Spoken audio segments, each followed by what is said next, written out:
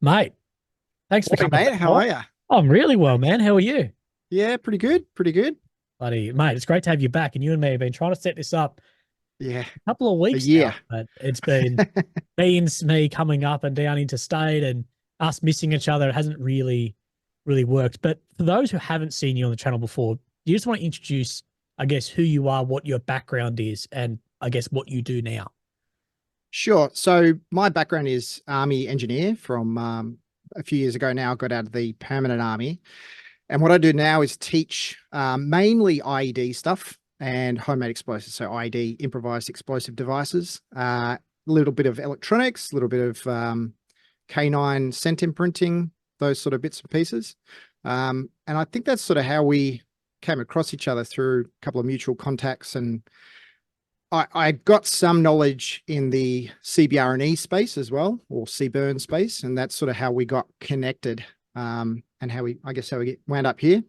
Yeah. Well, you and I first met actually at a convention, military convention, and years and years back, and then I've done some stuff online. Legends. We normally hear, we look at the news and we break down the strategies of what is happening on the front line. Well, you can be in the commander's seat and prepare yourself for the ultimate clash of nations in today's video sponsor, Conflict of Nations. This is a free PvP strategy game, and this will redefine your gaming experiences. You'll choose your destiny, lead a real country in the chaos of World War III. You'll engage in epic real-time battles against up to 128 players that can unfold over weeks, and this will test your strategic prowess to the absolute limit. You'll navigate the political landscape, declare war on your neighbors, and forge powerful alliances with other players. But ultimately, the choice is yours, and the fate of the world is in your hands.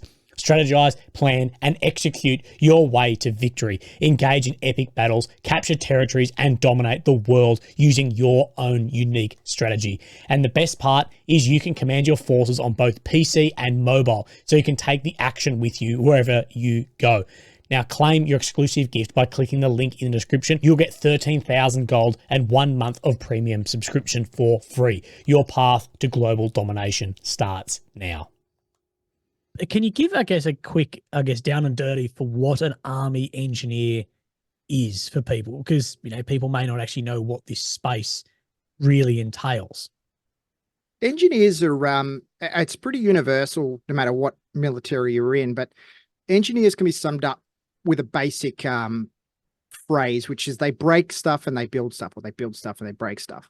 But engineers can be horizontal construction, roads and bridges and stuff like that. They can be vertical construction, so houses and those types of things. But they're also they also include chemical warfare protection, mine warfare, counter improvised explosive devices, all that sort of stuff. So it's a very broad sort of core responsible for a lot of different things, and people tend to specialize over time in different areas: combat engineering versus construction engineering, and bomb disposal versus some of the other specialities. Yeah. And we're going to be going over a fair bit of stuff today, but we do need to say there's going to be an asterisk with some of the legality stuff as well. And we'll go over that as we go. But you and I are trying to work out at the moment to get someone who's more over the legal side than us to talk with us about what is the actual legal use of this or not. Is someone breaking a law? And we'll go over all of that. But I know you've got a bloody great slideshow to show us, and You got the sneak peek.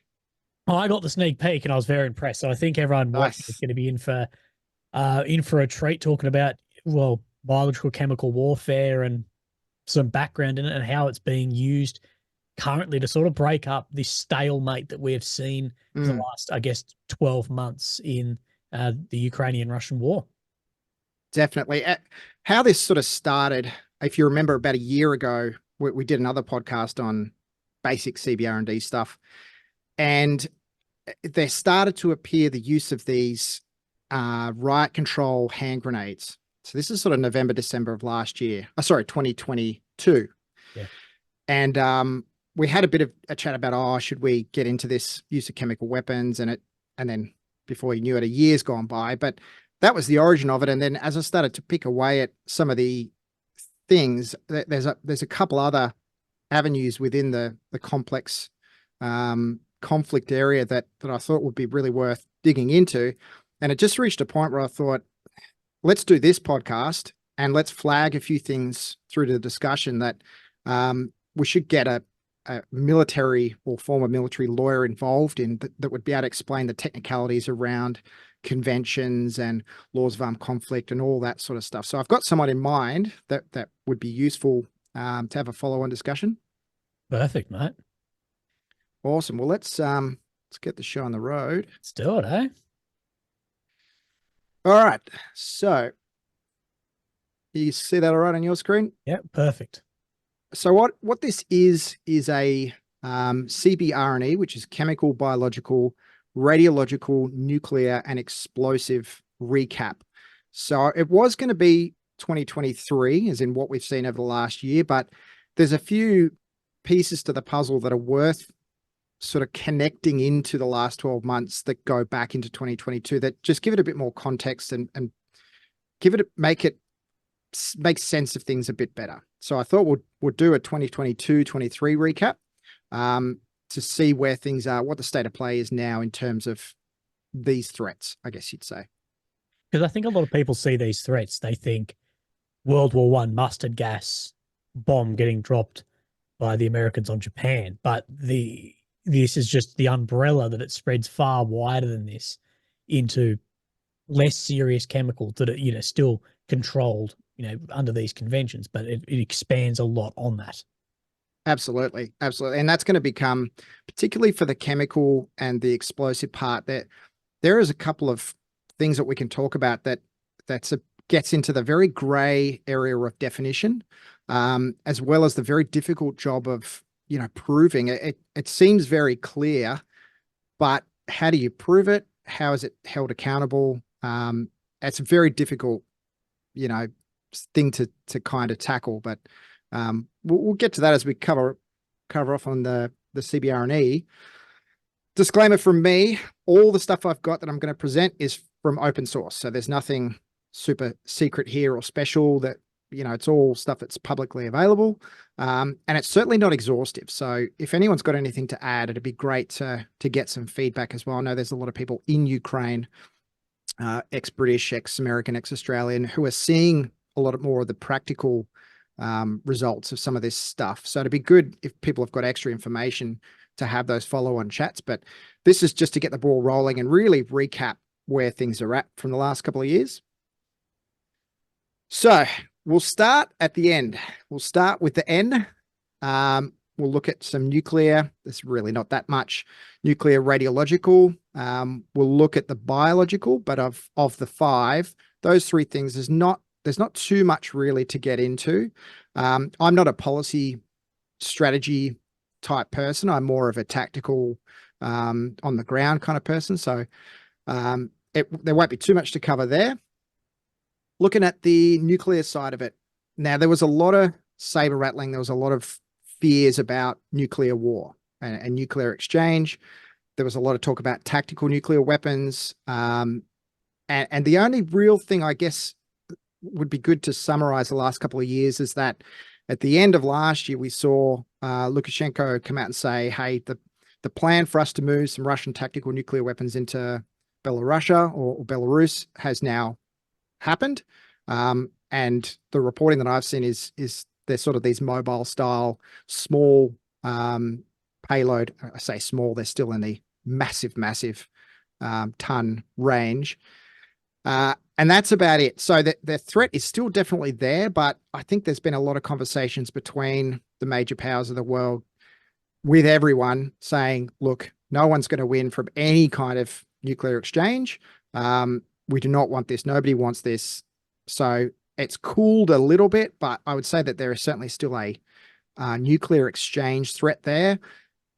I think still very, very unlikely, and fingers crossed. I think it's important too, and correct me if I'm wrong, but I still think with these weapons that have been moved into Belarus, these are still, Russian tactical nuclear weapons that Lukashenko, the Belarusians, they don't have the ability to actually fire them without like the Kremlin flicking the switch, turning the key somewhere. That's at least my understanding, is that they're not just a fully given system over there. there's still just a Russian system sitting there, but Putin still needs to press that button on them.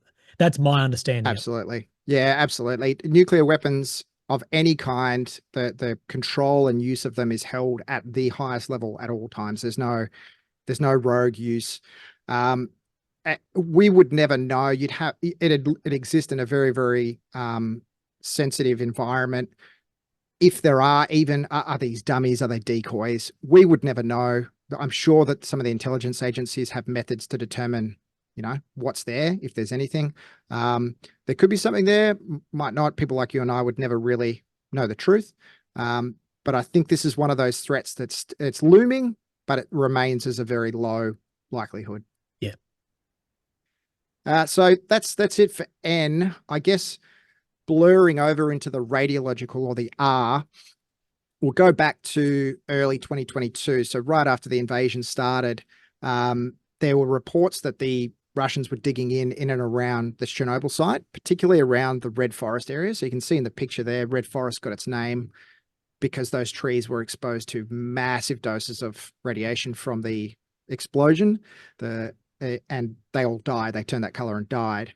And the soil around there was very, very heavily contaminated. And there was reporting that the Russians were digging in, and within a couple of weeks of being there, all the soldiers are getting radiation sickness and all the rest of it. And they've withdrawn those troops. So that's one incident. The other radiological thing that is interesting to look at is the Zaporizhzhia nuclear power plant. So this is the largest nuclear power plant in Europe. And it's currently, from what I've been told, in a state of what they call cold shutdown. So you can see in the image there are 6 reactors. Yep. And they've all been put into a sort of standby state where they're not generating power. There's very, very low activity. So there's not a whole lot of heat being generated.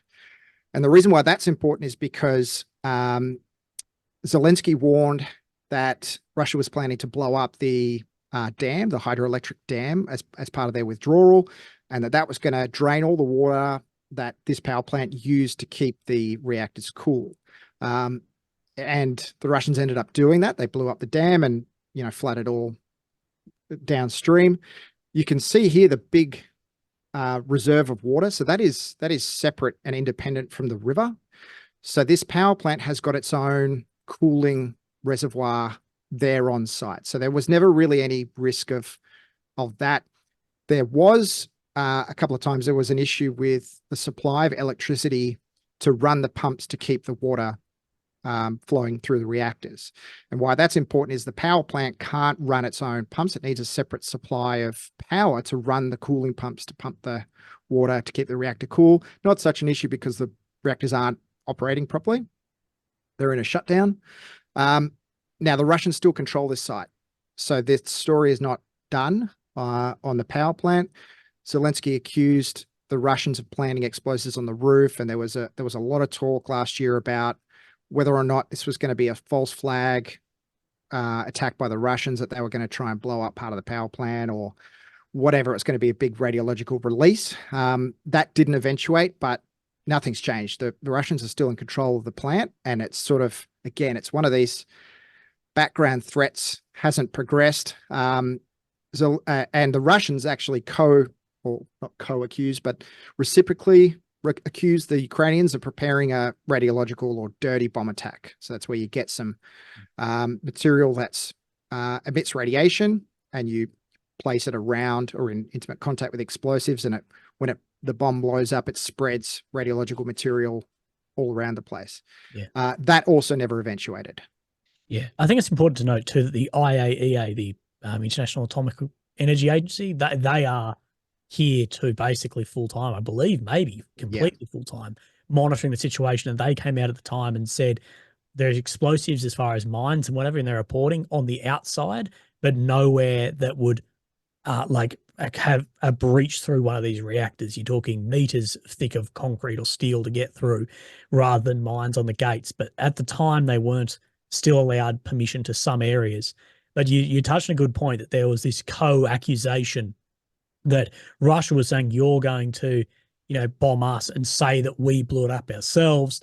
And Ukraine was saying, you're going to blow it up yourselves and say that we shelled it. And there's these dual accusation of false flags, going into there. Same with the Novakovka Dam that, went just downstream from here that drained the water except for this cooling pond. So it was a very interesting situation. And Ukraine even released videos about informational type videos of what to do if something were to happen at this facility.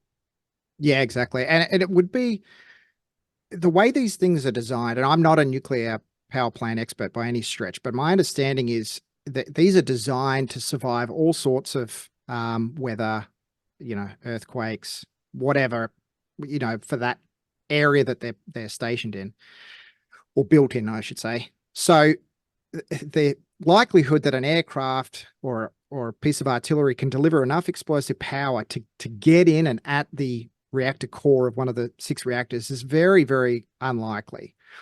And if you were to conduct an internal sabotage, you've got to go through a lot of layers of things, and the risk to the people getting access to those reactor cores is extreme, the sickness. So I don't think that I think that was just a lot of accusation throwing. I don't think at the moment we're in any risk of this escalating any further, but it could all change if the Ukrainians make progress and the Russians want to do something, sabotage, start a fire. Who knows? Yeah. So that's my, I guess, summary of the radiological nuclear. There's not a whole lot. And for the biological, there's even less. The only thing I thought might be interesting to talk through was some Ukrainian reporting that mouse fever was running rampant through the Russian lines, the trenches, because of the conditions. And the Brits have come out and said that there's a very, very high level, it appears to be a very high level of rat and mouse infestation as a result of there being a lot of food around and the autumn being pretty mild. Now it's winter, so this may have changed, but I thought it was interesting to look at what might be happening. So mouse fever is pretty nasty. It's not lethal from my understanding, to a very high level, but it can be. And it's spread when the dust from excrement, etc., is breathed in, or food is contaminated and you eat it or whatever. So I thought that was interesting. I don't know if they're having the same issues on the Ukrainian side, but certainly in terms of an unintentional biological situation to deal with, that seems to be a legit one. Especially when we're not seeing these lines move. These guys are living out in these trenches for months and months on end.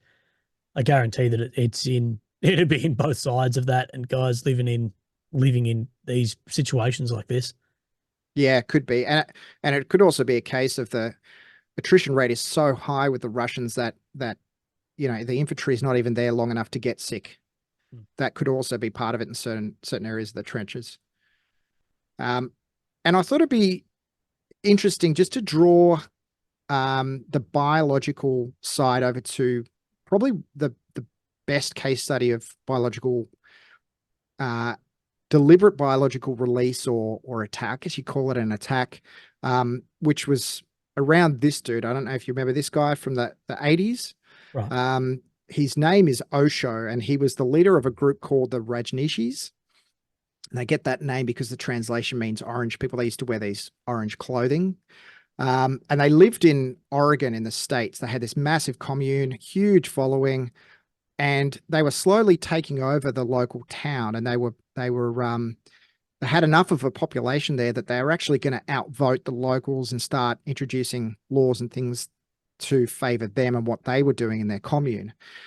And in order to make sure that they had the numbers on polling day, they actually deliberately introduced salmonella into a bunch of salad bars in different restaurants and cafes in the town so that people would get sick and they wouldn't be able to vote.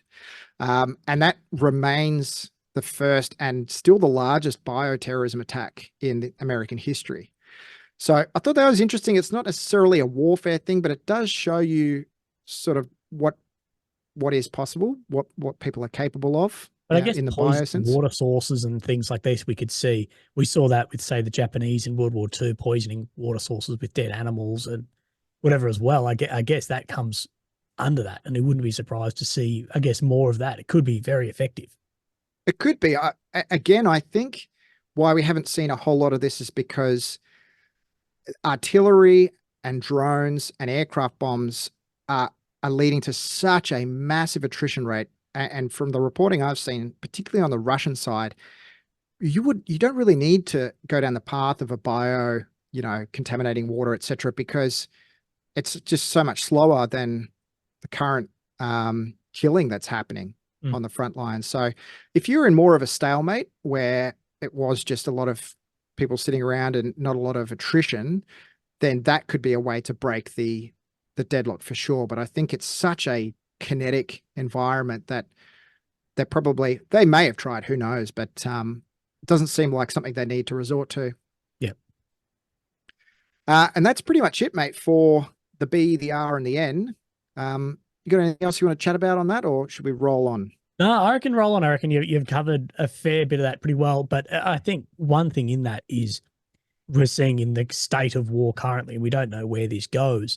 And if the stalemate continues, well, it becomes more of a stalemate, less kinetic, we may see more of that flowing in from everything from the bloody mice through to the poisoning of food, with where this actually conflict goes in the coming months, years. We have no idea.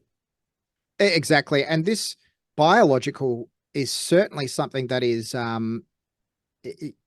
behind enemy lines tactic. If the Ukrainians were so inclined and they had the desire to, there's no reason why that this kind of attack behind Russian lines might, some of these military towns, they start doing these activities. But again, the kinetic nature of what's happening there is so much faster and more effective at achieving the tactical effects they want. I don't see it as being all that viable at the moment.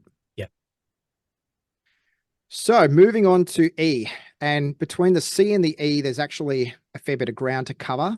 What piqued my interest with the explosive side of it, as I started to dig into some of these case studies, was more around the use of anti-personnel weapons, principally explosive devices that were designed to be triggered by people indiscriminately. So I'm not talking about necessarily the aircraft bombs, artillery, etc. I'm talking about the mines, booby-traps, and IEDs that both sides appear to be using.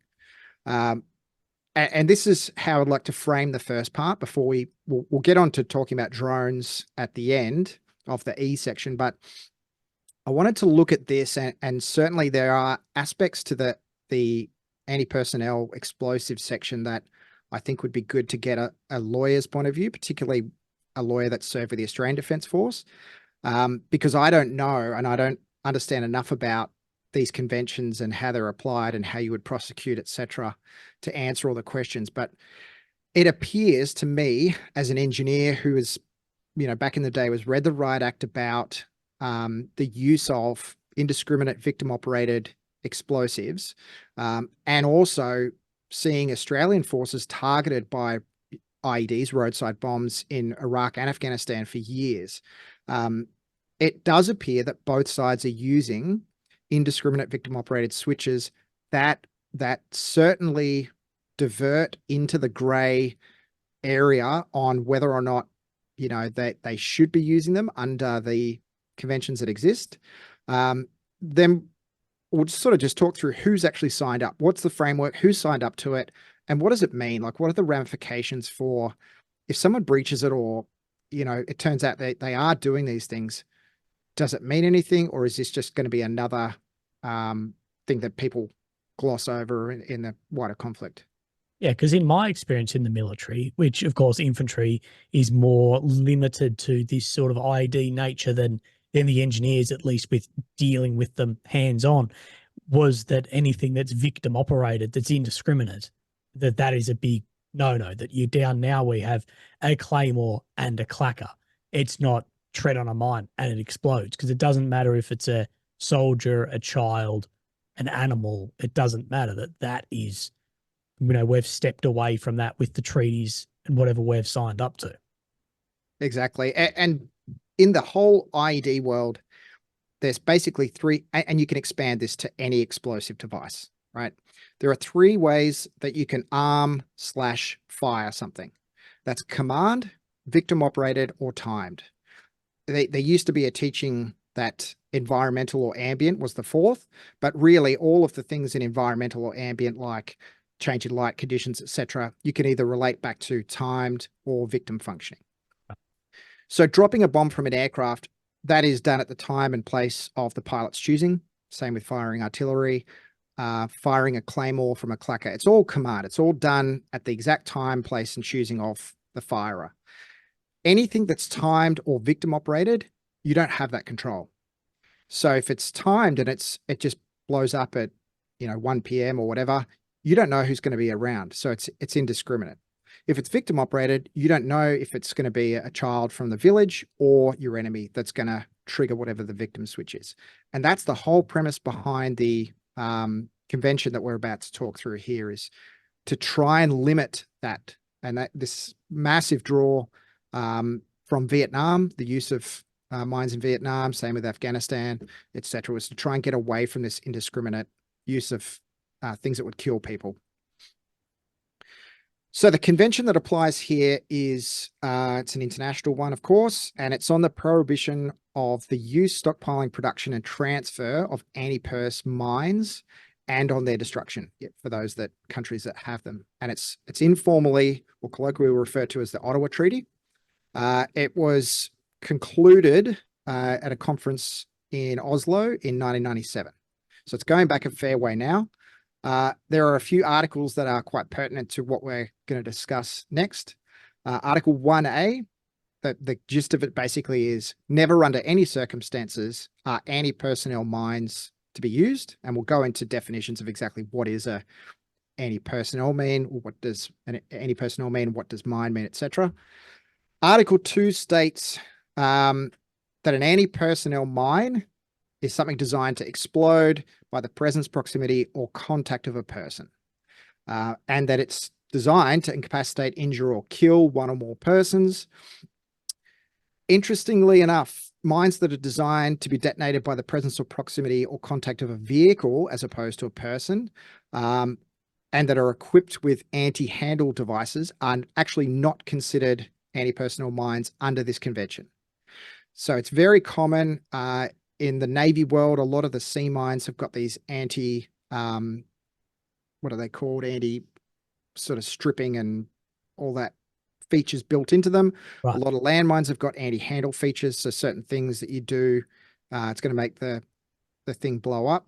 And that's by design. That's by factory design. So what the convention is basically saying is there are some instances where if you put anti-tank landmines out and you put features in it, on it, or under it, that prevent the enemy from disarming or recovering them, that's okay. Right. Okay. But it's a bit, it gets very murky very quickly. That's a very grey zone when you think about then like your IED is you can 100%. There, and if a kid goes to lift it up, it's still working the same as a landmine laid somewhere, right? Exactly. So mine means anything that's designed to be placed under, on, or near the ground or other surface area, and to be exploded by the presence, proximity, or contact of a person or vehicle. So that's a pretty broad statement. So a mine can be an IED and an IED can be a mine based on these simple definitions. So it's a bit grey there. Anti-handle device. So this is where we get into the deliberately produced either part of the mine, anti-tank mine, or produced in a way to work with that anti-tank mine, such as a screw-in anti-handle feature, like a tilt switch or something like that, that's there to protect the mine, just to ensure that the enemy can't disarm it or can't handle it. That's the origins of this anti-handle feature. But you'll see it's a very, very slippery slope in the next few cases of what people have done with that and whether or not they are in breach of this convention. What does it mean, etc. So it's important, I think, to define what an IED is. And it's a very tough one. Every country and organization's got its own definition of IED. And you would remember this from your army training.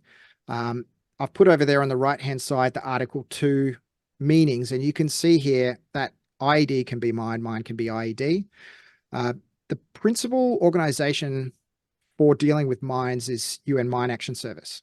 And they define an IED as, it's a very, no offense to these guys, they do a fantastic job in everything that they undertake.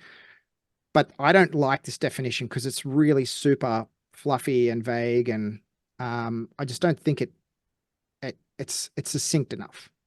But what would you put? What would you have in instead of that? Well, I'll get to the one that I think is most useful, Yeah. which is the last one. But this one sort of talks about, can be military, can be commercial, normally devised from non-military components. And you're going to see in the case studies we cover on the next bit of information that there's a mix. There's sort of industrially produced, commercially manufactured printed circuit boards. There's all sorts of high-speed things that you could argue are IEDs. And there are also a whole bunch of homemade things where they take military style explosives or weapons like RPGs, and they do some tinkering. Wow. And we'll get to that, especially with the drone stuff. We'll get into that. So the Oxford English Dictionary defines an IED as a simple bomb made and used by unofficial or unauthorized forces. And again, I don't really think that cuts it either, because an IED is perfect for behind enemy lines action, right? These special forces groups, etc. And all your sabotage stuff as well. The old Wikipedia definition. So bomb constructed or deployed in ways other than conventional military action. Yeah, that's pretty accurate. May be constructed of conventional military explosives, such as an artillery round attached to detonating mechanism, commonly used as roadside bombs. So I think whoever wrote this has just seen the roadside bomb example from Iraq, the picture from 2003 that everyone uses in their slide decks, and that to them is, so yes, this is true, but it's not comprehensive enough.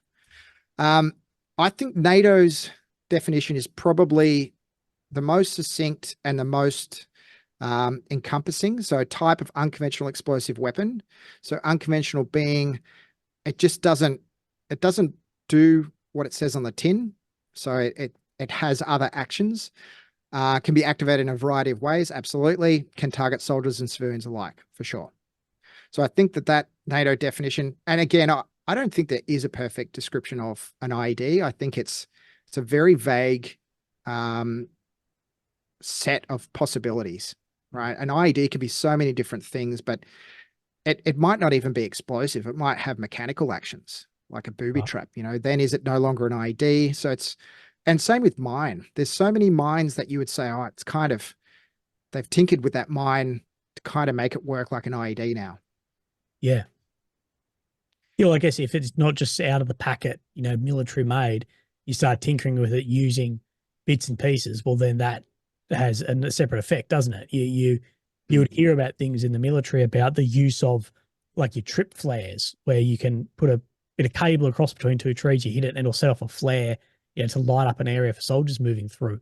And you'd hear about ways that, well, this could be set up to then have this initiate a separate blast from this trip. Now, like, you couldn't do that, it wouldn't be allowed, but this is how we've seen items like this then used. So it's using a conventional piece of material in an improvised way. Same with guys with 66 mil bloody rockets, using those as well on trip, things like that. And does that then become an IED? I think the guts of the discussion here for the lawyer, or a lawyer, is really centers around how the thing is designed to function. So how it arms is important, but really, is it a command initiated weapon? And if it's not, you're in this gray area of it's going to function in the presence of a person or by the person doing something. Who is the person? How can you control who is going to influence that switching for that explosive? And now I think you're in the realm of IED and indiscriminate, which goes against the convention, or the intent of the convention is my understanding. Yes. So there are 164 countries that have signed up for the convention from 1997.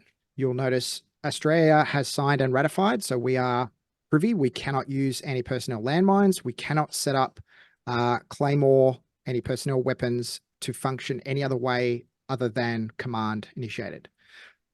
Interestingly, the US has also never signed up. and Russia has never signed up.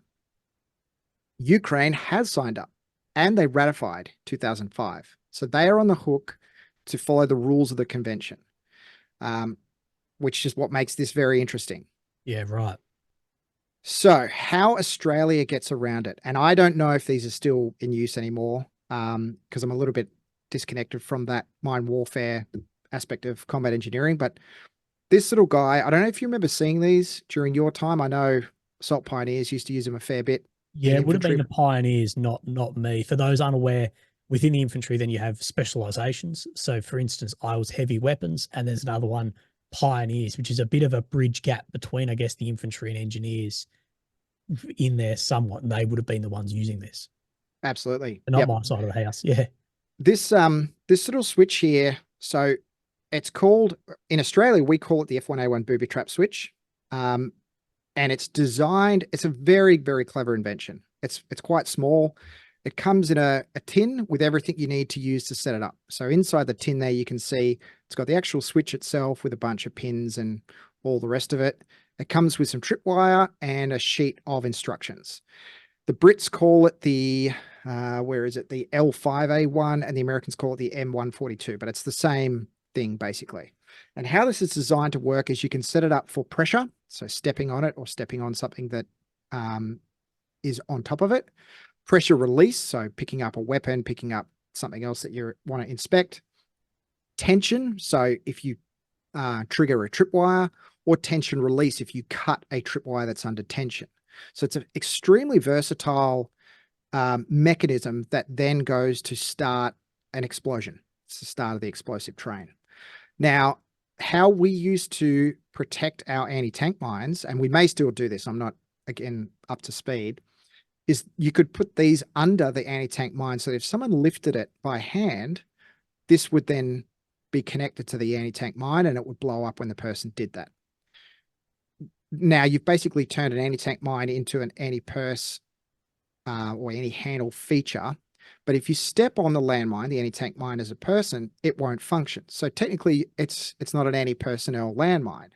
It's a protective feature for the mine. So it's kind of the gray way that they got around it. Now, it shouldn't be used in this way, but it has been. People would connect the trip function for this switch, and then they would daisy chain a bunch of claymores. That becomes an indiscriminate victim-operated explosive system, right? It's basically a factory-made IED setup. So you're not supposed to use them that way.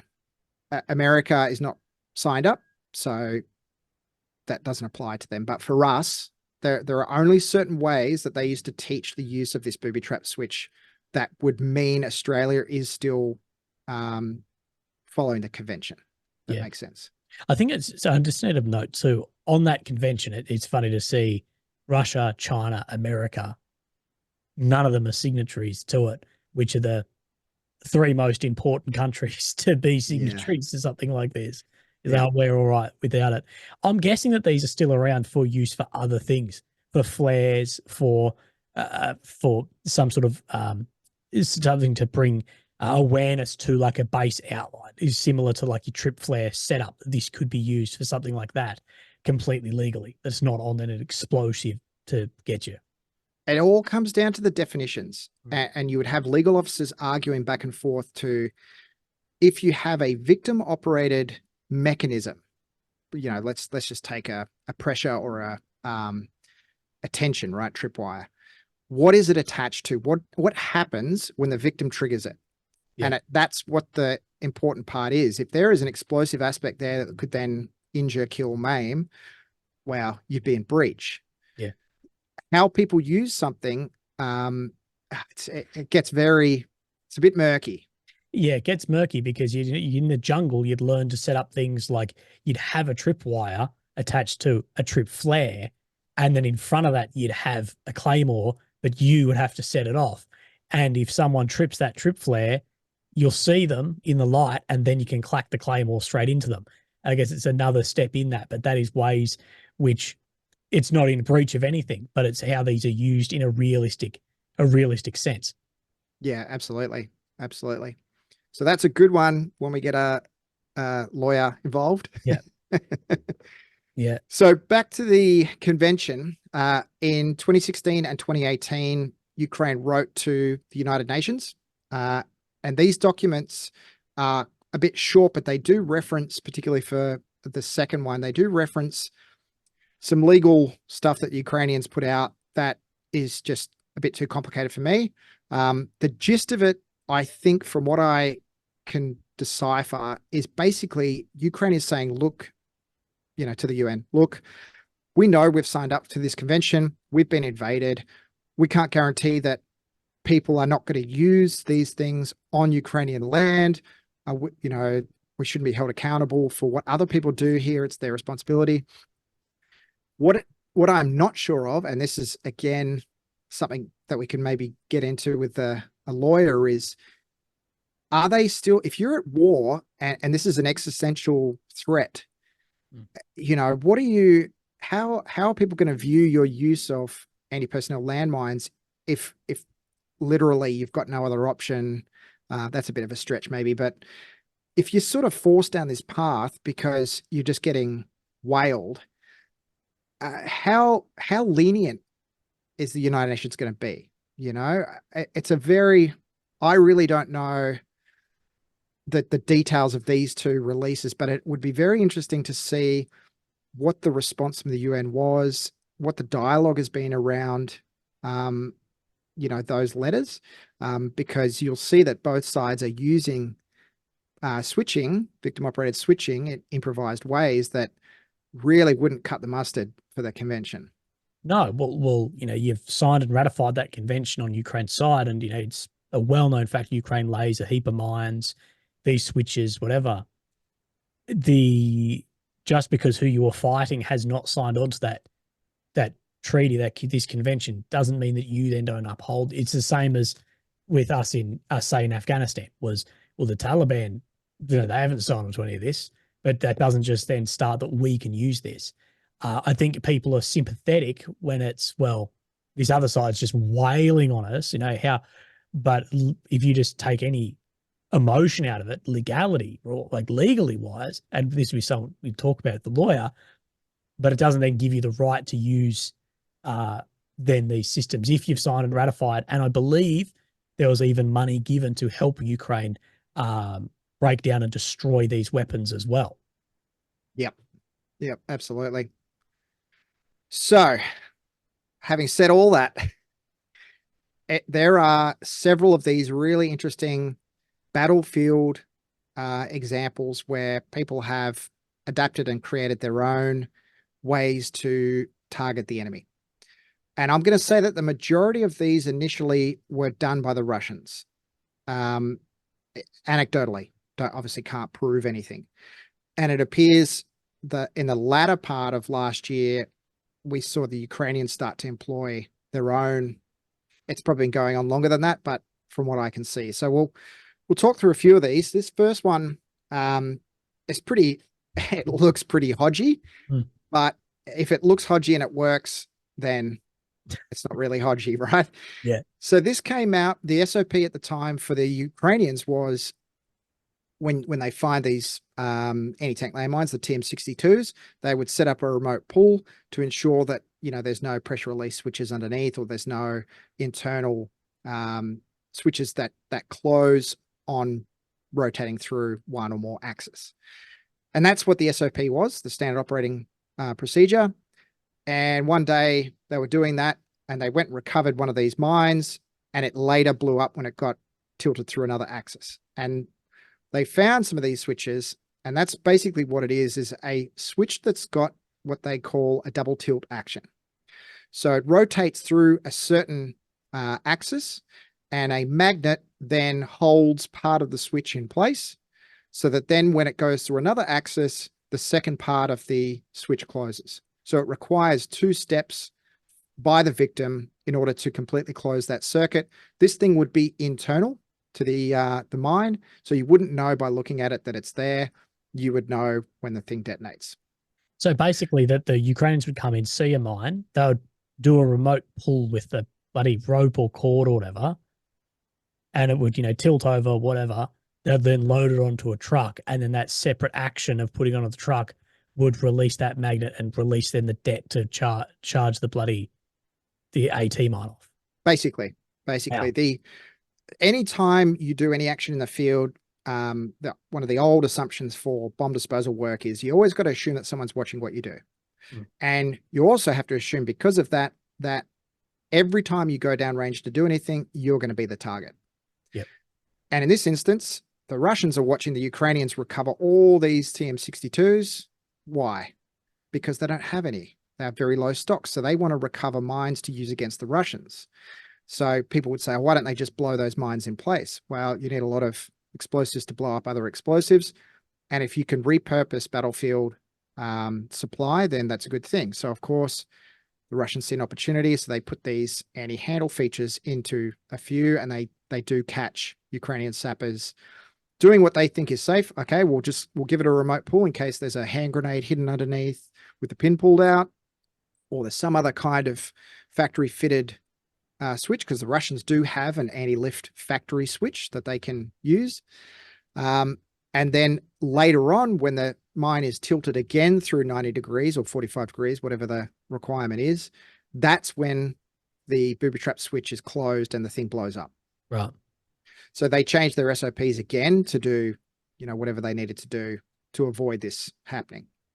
So that was December 22. And around the same time, now this is not a real one. This is just a expander foam created classroom aid that someone's made for educational purposes. So they would get, what are the name of the bouncing landmines? The OZMs or the POMs. Yeah. So they would get those, they'd open them up, and they build IED switching mechanisms inside. So you can see here, an IED needs PIs, right? Power supply, initiator, explosive, and switch. So you've got a 9-volt battery for the power.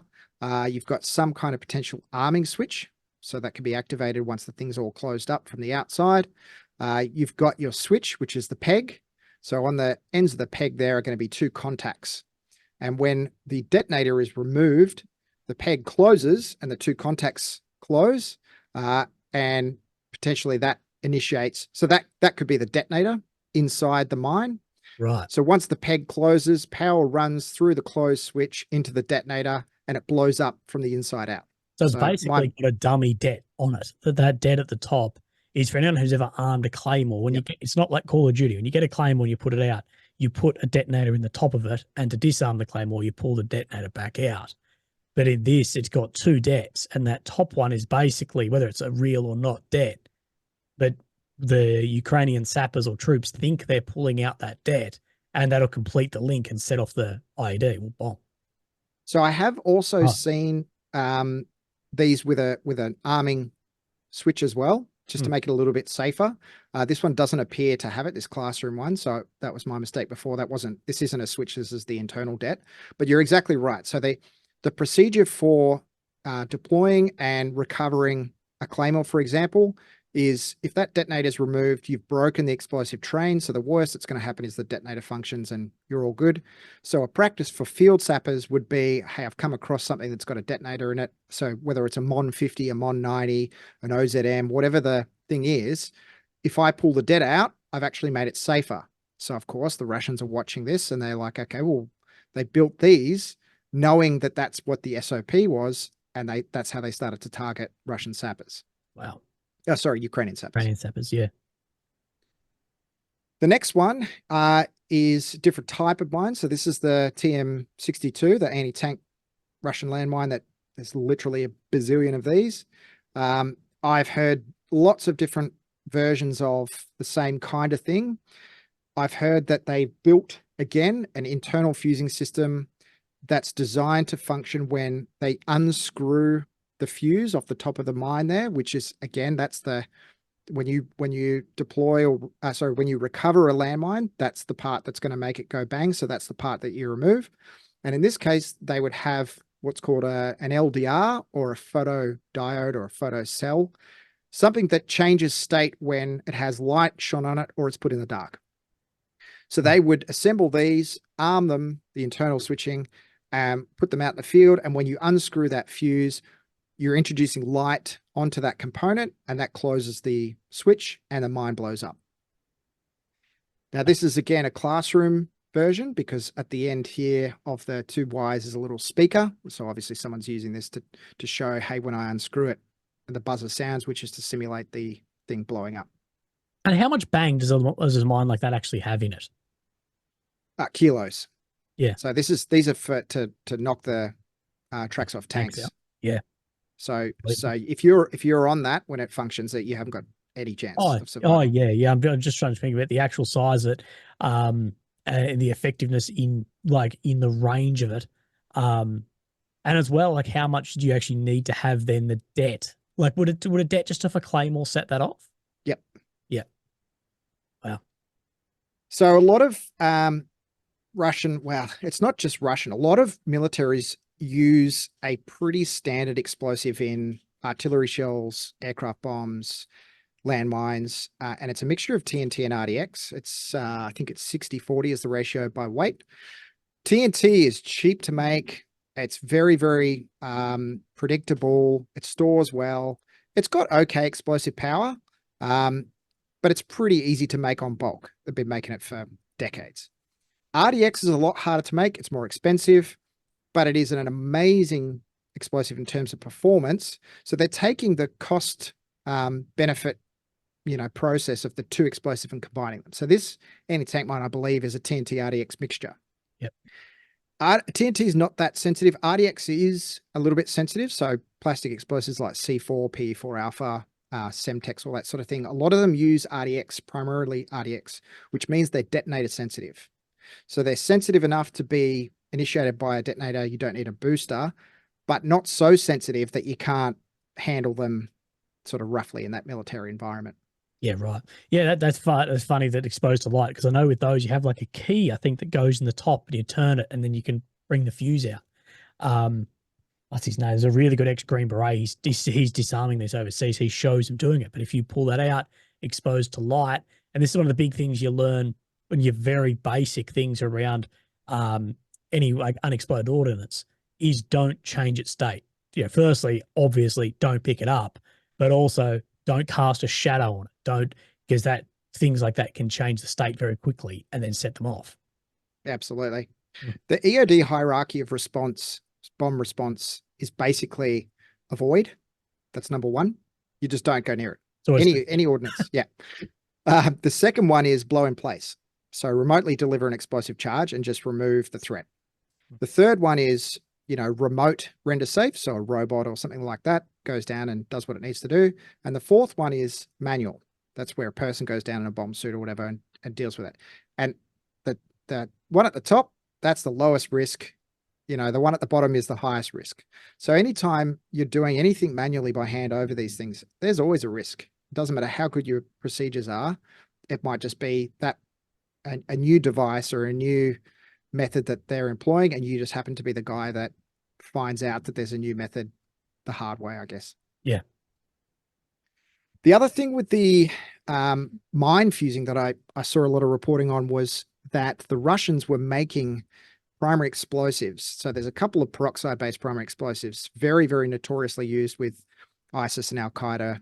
One is called TATP and the other is HMTD. So TATP is triacetone triperoxide and HMTD is hexamethylene triperoxide diamine. These are just nerd names for peroxide-based primary explosives. Primary explosives are very sensitive to heat, shock, and friction. That's what's in a detonator. That's what starts the explosive train. So what I heard was that the Russians were using either TATP or HMTD, making it, and before it had a chance to dry, they would apply it to the fuse wells of the mines, screw the fuse in, and then when the water dried off, you've got very sensitive primary explosive. So when you unscrew it, the friction that generated would then cause an explosion. Wow. Now that's just an anecdote. I don't know if that was a real thing, but I heard it on more than one occasion. So it's quite possible that that's what the Russians were doing. So moving on, this is the industrially manufactured Russian ML8. So this, I guess, you'd equate to our F1A1 booby-trap switch. This is a deliberately manufactured anti-lift switch designed to work with their anti-tank mines. It requires a certain amount of pressure on it. So if someone comes along and tries to lift a mine, this thing would change state. So the little plate would lift up and it would close the switching mechanism inside and start the explosive train. And this is the thing that they were originally conducting these remote pulls for, is because they were finding these, this is a doctrinal Russian landmine, additive thing. Then there are other examples of the same concept. So you can see there the adaptation of the Mon 50, and the Mon 90 is the same, where they've built the switching mechanism inside the mine. You can see there the 1, 2, 3 step process of removing the detonator. You change the state of that peg, and the 2 contacts at the end of the peg close, allowing power to flow through the detonator, and the mine blows up. Yeah, that's really interesting, because that is exactly how you would diffuse that, is that detonator in the top, but then it's got a secondary one. That's a prick of a bloody thing, isn't it? Absolutely. The other one that I saw them doing, and I don't know if this is around the same time, but it was done quite a lot. You can see there, this picture here is a video that I'm about to play, and it's got it looks like a test tube or some kind of transparent tube, and it's got a metal ball that rolls around inside it. And at one end of the tube is going to be a couple of contacts, so that when that ball rolls up and it hits the 2 contacts, it's closing the circuit.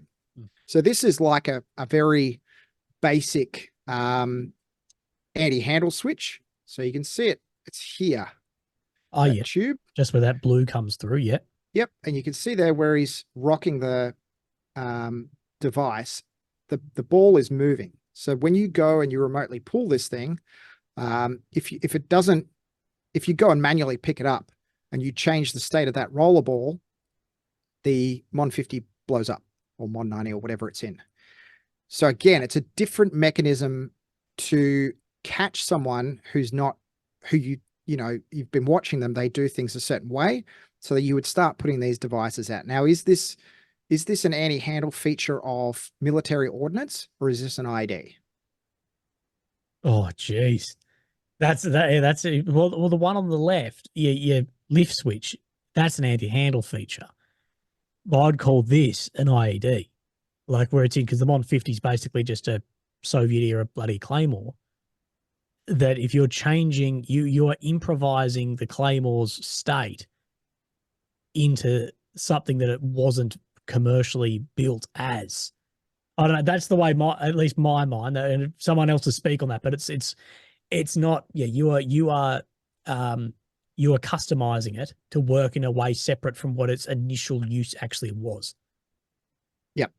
And this is the debate: is this an IED?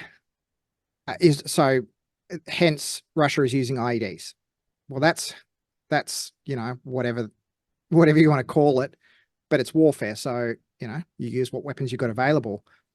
There's no convention that says you can't use IEDs. There is a convention that says you can't use anti-personnel landmines, but even if that was applicable, Russia hasn't signed up. So right. This is a topic of discussion. Can soldiers from America, China, Russia, and anyone else that's not signed up to the convention, can they use IEDs on the battlefield to achieve an effect? Is this a legitimate weapon platform? Is there some overarching humanitarian thing that sort of everyone's liable for? Not as far as I've found. Right. Someone could correct me. I could be completely wrong about that, but I don't believe there's a document that prohibits the use of IEDs, because they already have this mine action thing. Yeah. So you could class these things as anti-personnel landmines because of the definition that's used in the convention. Yeah. Right. It's on the ground. It's designed to function when a person does something. So you could call this an anti-personnel landmine because it's functioning by a victim switch. Yeah, and so it's banned under that. 50, was that Russian or Ukrainian built? Russian. Right. So they've customized it in this way. I believe so. Yep. And the next one, now we're not even taking military style ordnance now. We're taking innocuous household items. And this example was from March of last year, when this laptop was stripped out and they put a layer of plastic explosives and ball bearings. left it behind a position that they were withdrawing from, as well as a whole bunch of vodka that was poisoned and some other bits and pieces. And as you can see in the video, you come along, you open the laptop, you know, you've been in the field too long, you maybe want to get on the internet and look at some boy websites. And you press the power button and it functions in your face. Yeah. Well, so that's the poison vodka. Would that'd be biological warfare? So I guess there's an example there. Poisons, I don't think technically are biological. They're not. I don't know. That's a good one. Where does poisoning fit? Yeah. I actually don't know. Add it to the list, mate. Add it to the list. Yeah, we'll ask the lawyer. So now we introduce the little Johnny. So this is the Jonik, which is Russian. Basically, translation is Jonathan, but said in a child's way. So the ik part in the Slavic refers to like a little kid. So it's a Johnny or a little Johnny is how the Russians are labeling this. I've been told that this has been around for months, that microcontroller based switching has been used by both sides, the Ukrainians quite a bit. Why I'm putting this out there is because it's been so effective against the Russians that they have released a public safety video. So this came out on Telegram a couple of weeks ago. You can see here, these are all screenshots from the Russian video that they put out. So you've got here the basic makeup. This thing is the size of a Surefire battery. So the Surefire goes in the bottom. The top side is the printed circuit board and all the components here. This thing it's pretty impressive for what its size is and what it's supposed to do. It's on this chip here, I believe, and I've not had a chance to see one firsthand, but it's got an onboard gyroscope. So it knows what its axis XYZ is. It's got an onboard 3-axis accelerometer, so it knows when it's being picked up or moved sideways or knocked. It's got an onboard magnetometer, so it knows when there's a change of magnetic field around it, so when a vehicle made of metal approaches. In the middle here, towards the bottom, this board is actually upside down for viewing purposes. This says photo. Yeah. So it's got a spot here you can put in a component that's sensitive to light. So I would imagine one of the options is you can add a light sensitive component there. This is the lid that goes over the top. So it just leaves the little positive negative to the detonator exposed. So if you come along and you open that cover and it's got a light sensitive switch, that could be an anti-handle feature. If the gyroscope and the 3-axis accelerometer haven't already got you, or the magnetometer hasn't already got you. It comes in different configurations based on what the Russians have put out in the video. 2 of the variants arm after 10 minutes and self-destruct after either 3 days or 14 days. That's what these numbers are. Yep. They, I think, are designed for emplacement by drone versus this one is a shorter term. So it arms after 3 minutes and it self-destructs 15 minutes after it's armed. So it's a total operating time of 18 minutes. So this is a very short-term use. Employ, if it doesn't get triggered, it blows itself up. These ones last 3 days, 14 days. So they're a lot longer, maybe targeting vehicle routes, etc. Here's what the Russians have put out in terms of the distance they think this thing is designed to pick up magnetic signatures changing the environment. So you're going to pick up a tank at about 3 meters, a vehicle 1.5 to 2 meters, and a soldier in combat getup. So that's body armor and weapon, which is a pretty big magnetic signature within 1.5. Right. And these things are no bigger than like a box of matches, are they? Yeah. Very, very small, extremely small. And I'll show you a couple of examples. This is a screen grab from the video in the bottom right there of a soldier waving his rifle over the little Johnny. And you can see there the puff from the squib that he's just activated. How they were reporting these to be used is a couple of different ways. The main way is with this PTM-3. So this is a Russian or Soviet scatterable shape charge mine, basically. So each side, each of the 4 sides on the main part here has got a shape charge on it. So it's designed to attack vehicles, knock tracks off and that sort of thing. And it also has a shape charge at the end. So it's got 5 shape charges. they take this fusing off and they connect in the little Johnny. They then wrap the thing up in camouflage and go and drop it on roadways, etc., by drone, or it can be hand emplaced. And then they wait, obviously, for the target, and it's a victim-operated switch. Extremely clever. This is the on-off switch here. This goes to the detonator. It's got an LED on there that tells you the status of the thing, whether it's arming or is armed. It's also getting used in booby-trap things. So here is a Motorola that the Ukrainians have rigged up with a little Johnny in the back, some plastic explosives and a detonator. And they left this out there with the hope that if the magnetic signature didn't make it blow up, then someone would pick it up and tilt it through a sufficient amount of axis or move it fast enough that the accelerometer would trigger the device. Yeah. Which to me is just screaming this goes against the signed and ratified convention of mines, like purse initiated. It seems to be. And you're purposely putting on things to be picked up, to be triggered by someone, indiscriminate of whether that is a kid, a soldier, or whoever in this. Now, ethically, people can discuss, I guess, in the comments about, well, can you do this if your enemy they don't see to this either? That's an ethics. But if you talk about this as a person-initiated indiscriminate weapon system, this is exactly, I guess, what it is. Like that, tiny little thing that doesn't care what or who you are. Ethically, I mean, there's an ethical argument and there's a legal argument. Yeah. Now, I don't begrudge the Ukrainians for doing whatever they need to do within reason, because it's an existential threat to the existence of their country, is what it appears is going on. Now, I don't blame them for coming up with things like this. This is incredible. Like, my technical nerd itch is really scratched here. I find this amazing. This is consumer electronics taken to the next level, a basic idea of how something could be made. They've obviously tested and developed it, and now they're pumping out these printed circuit boards, very, very professionally made, finished. You see the little parts on here. These are what's called SMD. They're all surface mounted devices, very, very small components. This thing is very small. They've considered the ethics of putting in a self-destruct feature, which for microcontrollers would be extremely reliable, as opposed to some of the old scatterable ordnance, which isn't as reliable, the ones that have the self-destruct fusing.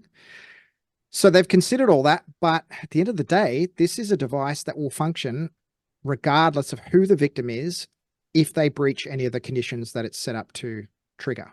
Right. So the legal argument is, this seems to be in breach of the convention.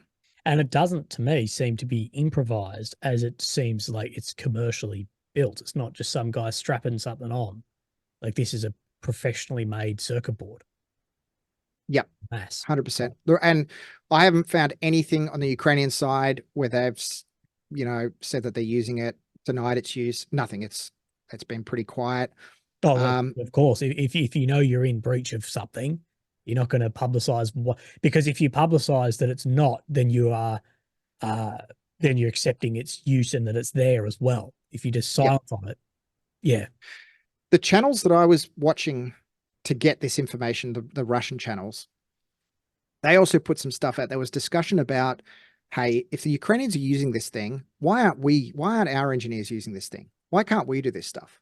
And some of the comments were, well, we have designed 10 of these things, but people are afraid to use them. They don't want to hurt themselves. And it's very different from, in a classroom environment, arming an IED for demonstration purposes and risking your life arming a real IED, which does not necessarily have factory fitted safety features. Yeah. Yeah. So I think this really is, there's a whole lot more we could go down if we had a different forum to talk about the legal aspects. That's my initial take on it. Is it appears to be, if the Russians were using this, well, they're not signed up, but the Ukrainians are using it and they've appear to be using it and they have signed up. What are the ramifications for countries like Australia who have signed up, whose citizens go and use these things? Is that even an issue? I don't know. What are all the follow-on things in terms of this convention? I don't know any of those. Well, I guess there's another question here as well. Or what about the Australian soldiers, a lot who I interview on here, who have, they've trained and, they're Australian citizen, they've trained in the Australian military, and then they go and they use something like this. What then is being broken in these conventions and treaties? Are we held somewhat responsible for that as well? I don't know. Yeah, it's a good question. I don't understand any of the effects, but it's one that you would think and hope the Australian government has considered, because we're talking very important international treaties that have been around for more than 20 years. Thanks again to the video sponsor, Conflict of Nations, the free online PvP game, the real strategy game that is a modern global conflict where you can choose your strategy and engage in epic battles from wherever you are. Remember to get the exclusive gift, click on the link in my description. You'll get 13,000 gold and 1 month of premium subscription for free.